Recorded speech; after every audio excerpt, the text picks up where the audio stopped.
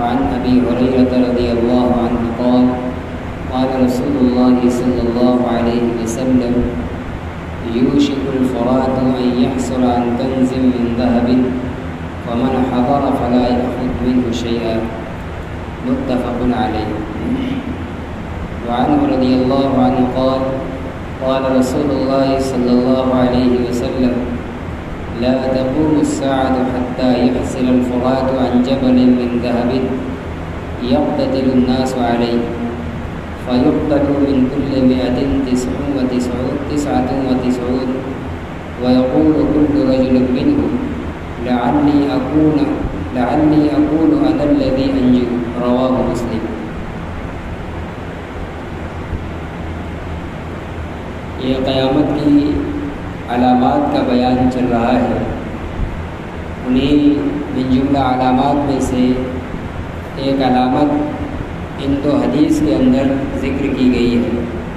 جو حضرت ابو ہریرہ رضی اللہ عنہ سے مروی ہے. اس کا خلاصہ یہ ہے کہ قیامت سے پہلے ایک علامت اور ایک نشانی یہ ظاہر ہوگی کہ دریائے فرات جو عراق کے شمالی حصہ اور ملک شام کے شمالی حصے پر واقع ہے وہ سوکھ جائے گا اور اس کے اندر پہاڑ کے مانند سونے کا خزانہ نکلے گا جس کو لے کر لڑائیاں بھی ہوں گی. حدیث کے اندر جیسا کہ دوسری حدیث کے اندر آیا ہے کہ بڑی تعداد میں لوگ اس مال پر قبضہ کرنے کے لیے اور سونے کا خزانہ اپنے ہاتھ میں لینے کے لیے پہنچیں گے اور ان میں لڑائیاں بھی ہوں گی, خون ریزیاں بھی. اور 99% لوگ اس میں قتل کر دیے جائیں گے. جتنے اس پر ٹوٹے پڑیں گے 99% قتل کیے جائیں گے. ہر قتل ہونے والے کے بعد دوسرا آدمی جو لپکے گا پیچھے نہیں ہٹے گا, وہ یہ سوچ کر آگے پڑے گا کہ شاید میں جاؤں اور لڑائی میں کامیاب ہو جاؤں اور مال حاصل کر لوں. یہی سوچ کر لوگ جاتے رہیں گے. رفتہ 99% لوگ مارے جائیں گے, 1% لوگ بچ پائیں گے. تو قیامت کے قائم ہونے سے پہلے یہ چیز ظاہر ہوگی کہ دریائے فرات کے اندر اس کا پانی خشک ہو جائے گا اور اس کے پیٹ کے اندر, اس کی تہ کے اندر پہاڑ کے مانند سونے کا ظہور ہوگا. اللہ کے نبی صلی اللہ علیہ وسلم کی ہدایت اس موقع پر یہ ہے کہ جو وہاں موجود ہو یا اس زمانے میں موجود ہو تو وہ اس خزانے کو لینے کی کوشش نہ کرے. جو اس کو لینے کی کوشش کرے گا وہ لڑائی کے فتنے کے اندر مبتلا ہوگا. اور یہ علامت بتا کر لوگوں کو یہ متنبہ کرنا ہے, ہوشیار کرنا ہے تاکہ کم از کم ان علامتوں کو اب دیکھ کر قیامت کے قریب ہونے کا یقین کر کے قیامت کی تیاریوں میں لگ جائے, اب غفلت نہ کرے. چنانچہ حضرت ابو ہریرہ رضی اللہ عنہ سے روایت ہے, فرماتے ہیں کہ رسول اللہ صلی اللہ علیہ وسلم نے ارشاد فرمایا یوشک الفرات ان یحصل عن کنز من ذهب, قریب ہے کہ دریائے فرات ظاہر کرے سونے کے خزانوں. پانی سوکھ جائے گا اور سونے کا خزانہ وہ ظاہر کرے گی. فمن حضر فلا یأخذ منه شیئا, لہذا جو شخص وہاں موجود ہو یا اس زمانے کے اندر موجود ہو تو اس میں سے کچھ بھی نہ لے, کچھ لینے کی کوشش نہ کرے ورنہ وہ فتنے کے اندر مبتلا ہو. اگلی روایت کے اندر اس فتنے کا تذکرہ ہے. حضرت ابو ہریرہ رضی اللہ عنہ فرماتے ہیں کہ رسول اللہ صلی اللہ علیہ وسلم نے فرمایا لا تقوم الساعة حتى يحصل الفرات عن جبل من ذهب, قیامت قائم نہیں ہو سکتی جب تک کہ دریائے فرات سونے کا پہاڑ ظاہر نہ کرے. جب تک کہ نہر فرات سے سونے کا پہاڑ نہ نکلے تب تک قیامت قائم نہیں ہو سکتی. یعنی قیامت کے قائم ہونے سے پہلے اس چیز کا ظہور ہوگا کہ دریائے فرات کا پانی خشک ہو کر اس کے نیچے سے سونا پہاڑ کے برابر ظاہر ہوگا. یقتتل الناس علیہ, اس سلسلے میں لوگ آپس میں لڑیں گے, اس کو حاصل کرنے کے لیے لڑیں گے, قتال کریں گے. فیقتل من کل 199, یعنی پھر ہر 100 میں سے 99 لوگ قتل کیے جائیں گے. ہر 100 میں 99 لوگ قتل کر دیے جائیں گے. وَيَقُولُ كُلُّ رَجُلٍ مِّنْهُمْ, اور ان میں سے ہر آدمی کہے گا، یہ کہہ کر لڑائی میں پہنچے گا اور قریب جائے گا مال لینے کے لیے، یہ کہہ کر لعلی اکون انا الذی انجو منہ، شاید کہ میں نجات پا جاؤں، میں لڑائی میں کامیاب ہو جاؤں اور مال حاصل کرنے میں کامیاب ہو جاؤں۔ ہر آدمی یہ کہہ کر پہنچے گا، لیکن 99% لوگ قتل کر دیے جائیں گے۔ یہ بڑا فتنہ ہوگا، اس لیے آپ صلی اللہ علیہ وسلم کی ہدایت یہ ہے کہ اس موقع پر اس کو جمع کرنے کے قریب نہیں جانا، اس میں سے کچھ لینا نہیں ہے۔ اب یہ سمجھ جانا ہے کہ جب دریائے فرات نے پہاڑ، سونے کا پہاڑ اگل دیا، پانی خشک ہو گیا، تو اب قیامت قریب ہے، اس لیے قیامت میں اپنی کامیابی کی تیاری کرو، اس لیے کہ ابھی یہ وہ علامت ہے جس کے بعد توبہ کا دروازہ کھلا رہے گا، توبہ کا دروازہ بند نہیں ہوگا۔ وعنہ رضی اللہ عنہ قال قال رسول اللہ صلی اللہ علیہ وسلم تقیع الارض افلاک کبدها امثال الاسطوانة من الذهب والفضة فيجيء المقاتل فيقول في هذا قتلت ويجيء القاطع فيقول في هذا قطعت رحمي ويجيء السارق فيقول في هذا قطعت يدي ثم يدعونه فلا يأخذون منه شيئا رواه مسلم۔ حضرت ابو ہریرہ رضی اللہ تعالیٰ عنہ فرماتے ہیں کہ رسول اللہ صلی اللہ علیہ وسلم نے فرمایا کہ زمین اپنے جگر کے ٹکڑوں کو اگل دے گی، تقیع الارض افلاک کبدها، زمین اپنے جگر کے ٹکڑوں کو طے کر دے گی، اگل دے گی، مثل امثال الاسطوانة من الذهب والفضة، ستون کی طرح، لمبے لمبے ستون اور کھمبوں کی طرح، من الذهب والفضة، کون سے اپنے ٹکڑے جگر کے؟ سونے اور چاندی کے۔ یعنی قیامت سے پہلے پہلے ایک وقت آئے گا کہ زمین کے اندر جو معدنیات ہیں، سونے چاندی وغیرہ ہیں، وہ بڑے بڑے پلر اور پہاڑ اور ستون کی شکل میں جو ٹکڑا ٹکڑا کر کے زمین اس کو باہر نکل دے گی۔ کبھی تو اس کو کہا ہے اپنے جگر کا ٹکڑا، اس لیے کہ وہ زمین کے اندر جو چھپے ہوئے خزانے ہیں وہ زمین کی محبوب اور پسندیدہ چیز، زمین کے اندر بہت سی چیزیں ہیں، لیکن جو ان میں معدنیات ہیں اور ان میں سونا اور چاندی ہے، یہ زمین کے خزانوں میں سب سے پسندیدہ چیز ہے۔ جس طریقے سے کہ انسان کے اندرونی حصے کے اندر جگر سب سے قیمتی چیز ہے، خاص طور سے اونٹ کے اندر کہا جاتا ہے کہ عربوں کے ہاں اونٹ کے اندرونی چھپے ہوئے اعضاء میں اس کا جگر سب سے زیادہ پسندیدہ چیز تھا، اسی لیے زمین کے خزانوں کو جگر کے ساتھ تشبیہ دی ہے۔ جیسے وہ پسندیدہ ہے، ایسے ہی یہ سونے چاندی زمین کی معدنیات میں سب سے پسندیدہ چیز ہے۔ تو ایک وقت آئے گا قیامت سے پہلے پہلے کہ زمین اپنے جگر کے ٹکڑوں کو یعنی سونے اور چاندی کو پہاڑ کی طرح ٹکڑے ٹکڑے باہر اگل دے گی۔ فَيَجِيءُ الْقَاتِلُ فَيَقُولُ فِي هَذَا، کہہ رہے ہیں اتنا زیادہ اگل دے گی، اور اگلنے کا مطلب یہ ہے کہ زمین کے اندر کی معدنیات اتنی تیزی کے ساتھ نکالی جائیں گی اور بہت تیزی کے ساتھ اس کا استعمال بڑھے گا، مسلمانوں کی نسل در نسل اس کا استعمال بڑھے گا، ہر چیز میں اس کا استعمال ہوگا، معدنیات کا استعمال عام ہو جائے گا۔ ایک وقت آئے گا کہ اتنی کثرت سے ہوگا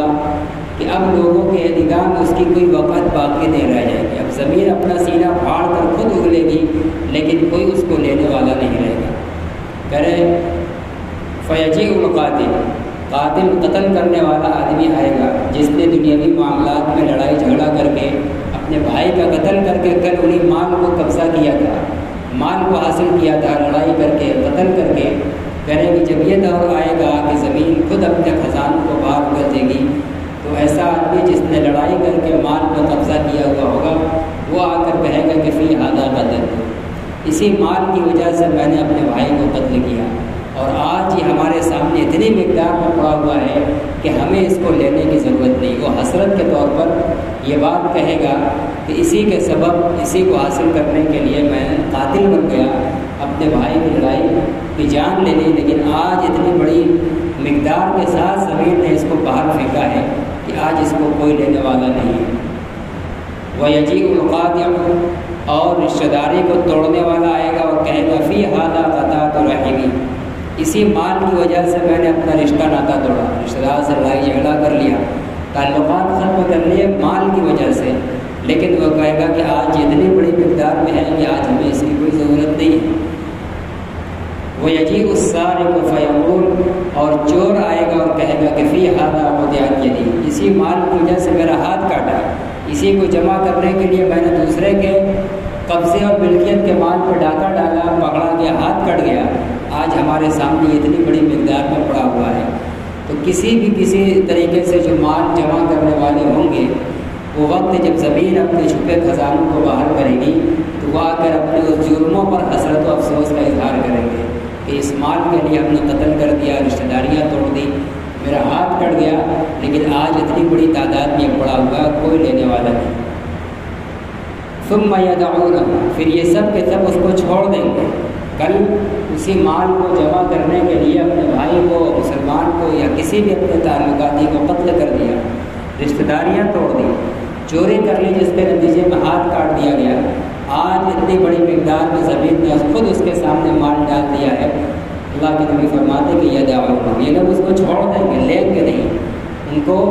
इतना आम होगा माल कि उनको उसकी कोई ज़रूरत महसूस नहीं होगी, वो अपनी कल की हरकत पर अफसोस करेंगे। सुम्मा यदऊनहु, फिर वो ये बात कहकर हसरत व अफसोस का इजहार करके वो उस ज़मीन के खजाने को छोड़ देंगे, कोई उसको उठाने वाला नहीं होगा। फला यअख़ुज़ून मिन्हु शैअन, वो उसमें से कुछ भी नहीं लेंगे, एक तिनका भी उसमें से नहीं लेंगे, छोड़कर चले जाएंगे। तो क़ुर्ब क़यामत से पहले माल इतना बेवक़्त होगा कि ज़मीन खुद फेंक देगी, वह सोना उगलेगी, ज़मीन चांदी उगलेगी, और इतनी कसरत से होगा कि लोग उसको कोई छूने और उठाने वाला नहीं होगा। वअन्हु रज़ियल्लाहु अन्हु क़ाल रसूलुल्लाह सल्लल्लाहु अलैहि वसल्लम वल्लज़ी नफ़्सी बियदिही ला तज़हबु दुनिया हत्ता यमुर्र रजुलु अला क़ब्रि फ़यतमर्रगु अलैहि व यक़ूलु या लैतनी कुन्तु मकान साहिबि हाज़ल क़ब्रि व लैस बिहि द्दीनु इल्ला अल-बलाग़, रवाहु मुस्लिम। ये हदीस भी हज़रत अबू हुरैरा रज़ियल्लाहु अन्हु से मरवी है। फरमाते हैं कि रसूलुल्लाह सल्लल्लाहु अलैहि वसल्लम ने फरमाया, कसम है उस ज़ात की जिसके कब्ज़े में मेरी जान है। अल्लाह के नबी सल्लल्लाहु अलैहि वसल्लम अल्लाह के आगे अपनी अब्दियत और अल्लाह के आगे अपने मजबूर महज़ होने का इजहार करने के लिए बकसरत इस जुमले से कसम फरमा दिया, कसम उस ज़ात की जिसके कब्ज़े में मेरी जान, यानी मैं पल भर भी अपनी ज़ात का मालिक नहीं हूँ, मेरी अपनी जान अपने कंट्रोल और बस में नहीं है, मेरा सब कुछ अल्लाह की मुट्ठी और कंट्रोल में हूँ, मैं भी अल्लाह के आम और बंदों की तरह उसका एक बंदा ही हूँ। वल्लज़ी नफ़्सी बियदिही, कसम है उस ज़ात की जिसके कब्ज़े में मेरी जान है। दुनिया ख़त्म नहीं होगी, ला तज़हबु दुनिया, दुनिया ख़त्म नहीं होगी, यानी क़यामत कायम नहीं होगी, जहाँ तक कि एक आदमी कब्र के पास से गुजरेगा, फ़यतमर्रगु अलैहि, और उस पर लोट पोट करेगा। एक आदमी कब्रिस्तान जाएगा, कब्र के पास वहाँ बैठेगा, कब्र की मिट्टी पर लोट पोट करेगा और फिर कहेगा या लैतनी कुन्तु मकान साहिबि हाज़ल क़ब्र, काश इस कब्र वाले की जगह मैं होता। कब्र वाला जो लेट कर कब्र के अंदर आराम कर रहा है, दुनिया के झमेलों और फितनों से आज़ाद है, वो आदमी ये तमन्ना करेगा जाके वहाँ लोट पोट कर कि काश मैं ज़मीन के ऊपर ना होता, आज इस कब्र वाले की जगह इस कब्र के अंदर मैं होता। वलैस बिहि दीन, और कह रहे हैं कि ये बात कहने का दाई दीन नहीं होगा, ऐसा नहीं होगा कि उसके अंदर दीन बहुत ज़्यादा है, उसको अल्लाह से मुलाकात का बहुत शौक़ है, इसलिए तमन्ना करेगा कि काश इस कब्र के वाले की जगह मैं इस कब्र के अंदर होता। फरमाते हैं कि इसका दाई मुसीबत होगी, वो दुनिया के एतबार से, दीन के एतबार से कमज़ोर होगा, वो दीनदार नहीं होगा, वो दुनिया का आदी होगा, लेकिन अब दुनियावी एतबार से वो इतनी बला मुसीबत और इतने नुकसान में पड़ेगा, घाटा में पड़ेगा, इतना नुकसान उठाएगा कि अब आजिज़ आकर और घबरा कर वो कब्रिस्तान जाकर कब्र पर लोटे पोटेगा और कहेगा कि काश इतना बड़ा अपना नुकसान देखने से पहले मैं इस कब्र के नीचे चला गया होता। और बाद लोगों ने कहा कि ये दीन की वजह से भी हो सकता है, तो किसी इंसान के ऊपर दीन का गलबा हो, लेकिन अब ज़माने के अंदर इतना फितना देख रहा है कि आए दिन दीन की आजमाइश के लिए कोई फितना दर पे आए, उसको हर वक्त कोई आजमाइश खड़ी हो रही है। कब ऐसा ना हो कि दीन हाथ से फिर जाए, कहीं हम फितने के शिकार ना हो जाएं। ایسا ماحول بنے گا اس کے دین کے اندر آزمائش پیش آئے گی، اس لیے وہ تمنا کرے گا۔ لیکن زیادہ راجے اور زیادہ لوگوں نے یہی بات کہی ہے، یہ جو واقعہ ہے کہ قبر پر ایک آدمی جا کر لوٹ پوٹ کرے گا اور اس قبر والے کی جگہ اپنے ہونے کی تمنا کرے گا، قیامت کے قائم ہونے سے پہلے ایسے حالات کا سامنا کرنا پڑے گا۔ تو یہ ان لوگوں کا حال ہوگا جن کے اندر دین نہیں ہوگا، جو دین کے آزمائش میں مبتلا نہیں ہوں گے، بلکہ وہ دنیا دار تھے، دنیا میں ایسے لت پت تھے کہ اب ان کی دنیا کا بڑا گھاٹا ہو گیا، یا اس اپنی دنیا پر کوئی بڑی مصیبت آتے ہوئے دیکھ رہے ہیں، اس لیے وہ تمنا کر رہے ہیں کہ کاش اتنا بڑا نقصان نہ دیکھتا، یا اتنا بڑا نقصان نہ دیکھوں، پتہ نہیں برداشت کر پاؤں یا نہ پاؤں، اس سے پہلے کہ میں اس قبر میں چلا جاتا اور قبر والے کی جگہ میں ہوتا، تاکہ آج اپنی آنکھوں سے اپنی دنیا کا اتنا بڑا گھاٹا دیکھنا نہ ہوتا۔ یعنی ایسے ماحول میں بھی اس کے اوپر دنیا ہی غالب رہے گی۔ تو بہرحال بعض دوسری حدیث سے یہ بات پتہ چلتی ہے کہ دیندار لوگوں کے ساتھ بھی اس طرح کے حالات ہوں گے۔ تو بہرحال قیامت کے سے پہلے یہ حالات دنیا میں بنے گے، یعنی دین کے اعتبار سے بھی ایک آدمی دین کی مزاج رکھتا ہے، فتنوں کی ایسی یلغار ہے، احکام اسلام پر ایسی آزمائشیں ہیں کہ وہ اپنے آپ کو مشکل میں پا رہا ہے۔ اب اس کو خطرہ لگ رہا ہے کہ پتہ نہیں ہم اپنے آپ کو ایمان پر اور دین پر ثابت قدم رکھ پائیں گے کہ نہیں، تہبتہ آزمائشیں چلی آ رہی ہیں۔ تو ایسے موقع پر وہ تمنا کرے گا کہ کاش ہم زمین کے اندر ہوتے، تاکہ جب تک دین پر ہم صحیح سالم قائم ہیں، فتنہ اور آزمائش میں پڑنے سے پہلے ہم چلے جاتے، تاکہ ہمارا دین خطرے میں نہ پڑتا۔ اور دوسرا وہی ہے جو اس حدیث کا ظاہر بھی ہے کہ دنیا دار کچھ لوگ ایسے ہوں گے جن کے اوپر دنیا غالب ہوگی، وہ اپنی دنیا کے بگڑتے ہوئے دنیا کے نقصان اور دنیاوی مصیبت کو دیکھ کر یہ تمنا کریں گے کہ کاش یہ نقصان اور گھاٹا دیکھنے سے پہلے ہم دنیا سے چلے جاتے۔ تو یہ اگر تصور ہے تو یہ تو بڑا بدبختی والا تصور ہے، لیکن جب ایسے حالات سامنے آ جائیں، ایسے لوگوں کو ہم دیکھنا شروع کر دیں، تو اب سمجھ جائیں کہ ہم قیامت قریب ہے۔ لیکن یہ بھی وہ علامت ہے جس کے بعد توبہ کا دروازہ بند نہیں ہوگا، ابھی کھلا رہے گا۔ لہٰذا اگر ہم ایسے حالات دیکھیں اور اگر آپ غور کریں تو ایسے حالات اب بن چکے ہیں، ایسے بہت سے لوگ ہیں، سامنے بھی ایسے حالات آئے ہیں کہ جب ان کے سامنے دنیا کا کوئی بڑا گھاٹا آیا تو موت کی تمنائیں کرتے ہوئے دیکھا گیا ہے، اور کتنے اپنے آپ کو اپنے ہاتھوں سے ہلاک کر لیا گیا، یہ تو کتنی خبریں آئی ہیں۔ تو ایسا لگ رہا ہے کہ اس علامت کا ظہور ہو چکا ہے، ہم لوگ اس زمانے کے اندر چل رہے ہیں۔ تو دوسری حدیث کا میں نے تذکرہ کیا کہ دینی اعتبار سے آزمائش اور دنیاوی اعتبار سے آزمائش، دونوں طرح کے حال کے اعتبار سے دیکھا جائے تو یہ زمانہ پایا جا رہا ہے۔ ایک آدمی اگر صحیح طور پر دین پر چل رہا ہے تو یقیناً قدم بقدم اس وقت دین کے حق میں بھی آزمائشیں آ رہی ہیں۔ ہر وقت آدمی کو ڈر ہے کب اس فتنے میں مبتلا ہو جائے، کہیں دین سے پھسل نہ جائے۔ اور ایسے وقت کے اندر کوئی آدمی یہ تمنا کرتا ہے کہ کاش ہم اسی فتنے کے آنے سے پہلے صحیح اور سلامتی والا دین لے کر چلے جاتے ہیں، تو یہ تمنا کوئی بری نہیں۔ تو بہرحال یہ دور بھی ہم دیکھ رہے ہیں، اور دنیاوی اعتبار سے کہ اپنی دنیا کے مال و جائیداد اور اپنی دنیا بگڑتے ہوئے دیکھ کر تمنا کرنا کہ کاش یہ دن دیکھنے سے پہلے ہم چلے جاتے، تو یہ تو بہت عام طور سے زبانوں پر یہ جملہ دیکھا اور سنا جاتا ہے۔ تو یہ اب ہم سب کے لیے بڑی آگاہی ہے رسول اللہ صلی اللہ علیہ وسلم کی طرف سے کہ لوگوں کے حالات کا ایسا ہو جانا کہ وہ اپنی دنیا کی بگڑتی کو دیکھ کر قبروں کے پاس جائیں اور تمنا یہ کریں کہ کاش ہم بھی اب تک یہاں پہنچ چکے ہوتے اور دنیا میں یہ دن نہ دیکھنا پڑتا۔ تو یہ قرب قیامت کی علامت ہے۔ ہم سب کو اپنی آخرت کی اور اپنی قیامت کی تیاری میں لگ جانا چاہیے۔ یہ رسول اللہ صلی اللہ علیہ وسلم کا امت پر عظیم احسان ہے کہ آپ نے قیامت کے قائم ہونے سے پہلے جس کا کوئی وقت متعین نہیں، کوئی زمانہ معلوم نہیں ہے، نہ معلوم کب آنن فانن آ جائے اور امت غافل اور لاپرواہ پڑی رہے، اسی حالت میں وہ بربادی کا شکار ہو جائے، ایسی نشانی اور علامات کو بیان کر کے اپنی امت پر احسان فرمایا ہے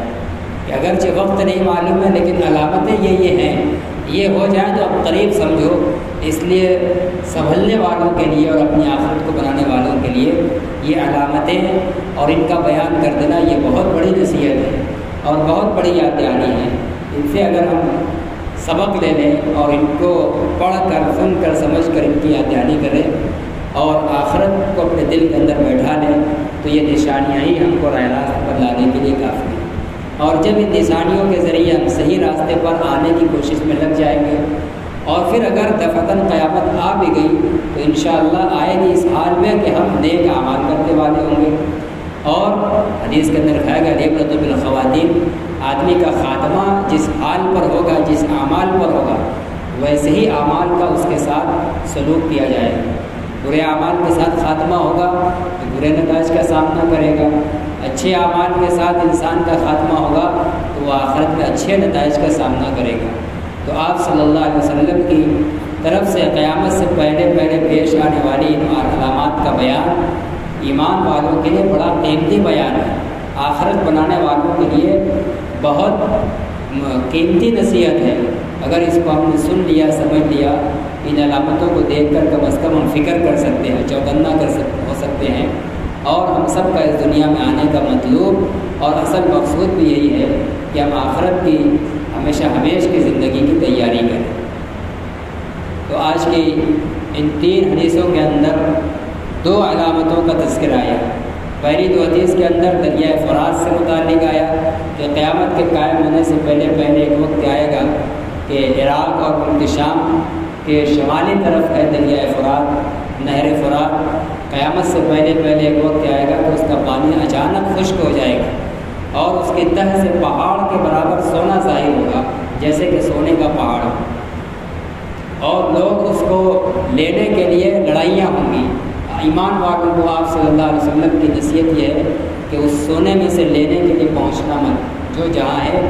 اور جس حال میں ہے اپنی جگہ پر رہے، اس لیے کہ جو اس میں لینے جائے گا وہ فتنے مبتلا ہوگا، لڑائی میں مارا جائے گا، اور ہر 100 میں سے 99 آدمی اس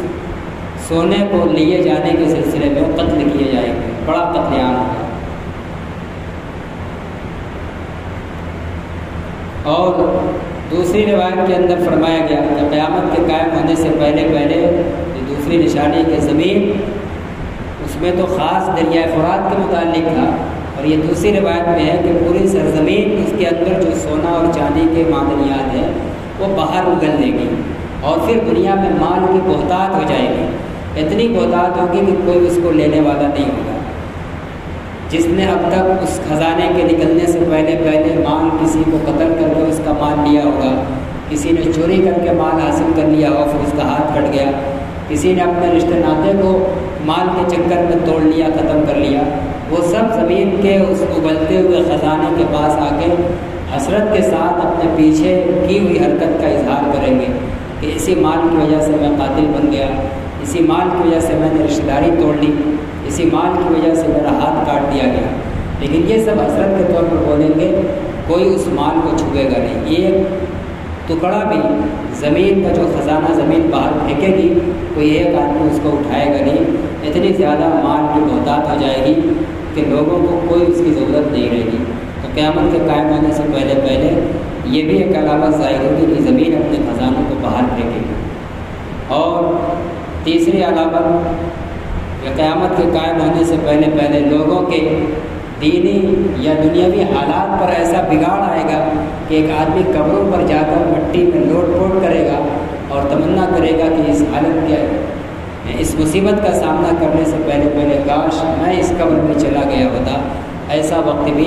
آئے گا۔ اور جیسا کہ میں نے کہا کہ جو حالات لوگوں کے ہیں ایسا لگتا ہے کہ اس کا ظہور ہوا ہے۔ بہت سے ایسے لوگ کے بارے میں سنا اور دیکھا گیا جو خالص دنیا میں ڈوبے ہوئے تھے اور کسی بڑی مصیبت کا سامنا آیا ہے تو ان کی زبان سے نکلا ہے کہ کاش کے دن دیکھنے سے پہلے میں مر چکا ہوتا، میں دفن کیا جا چکا ہوتا۔ تو یہ سب حالات و واقعات ہمیں قیامت کے قریب ہونے کا پتہ بتلا رہے ہیں۔ اس لیے ہم سب کو ضرورت ہے ان چیزوں کو پڑھ کر صرف نہ یہ کہ فخریہ ذکر کرنے کی کہہ رہے یہ تو قیامت سے پہلے ہونا تھا، کیونکہ نہیں، ابھی توبہ کا دروازہ کھلا ہوا ہے، سورج مغرب سے طلوع نہیں ہو رہا ہے، اس لیے توبہ کا دروازہ کھلا ہے ایمان والوں کے لیے، یہ سب علامتیں چوکنا کرنے کے لیے، تاکہ وہ اب سے اپنی زندگی کو نیک اعمال کی طرف، اللہ کی طرف، توبہ استغفار کی طرف لگا لیں۔ اللہ تعالیٰ ہم سب کو ان ہدایات سے سبق لینے کی توفیق نصیب فرمائے۔ وآخر دعوانا